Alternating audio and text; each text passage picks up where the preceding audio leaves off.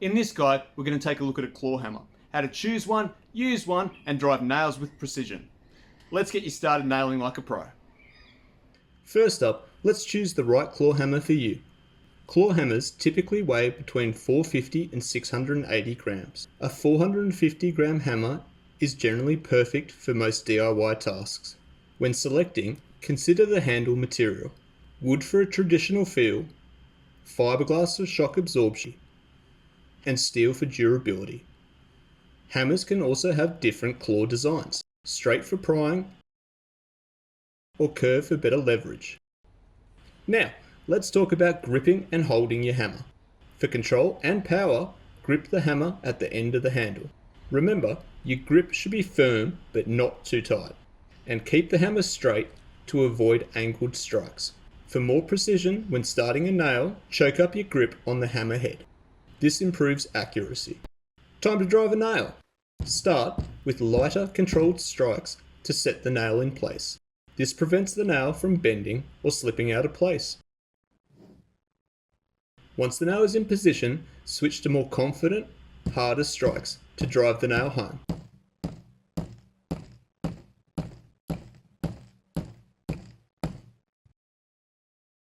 One of the biggest issues with driving a nail in and having the nail bend is due to not having the hammer aligned with the working surface.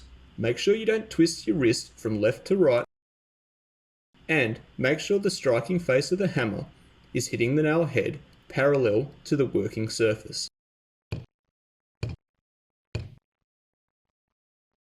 If you have trouble with hitting your fingers when starting a nail, take a scrap bit of timber and cut a slot in the end. This can grip your nail while getting it started.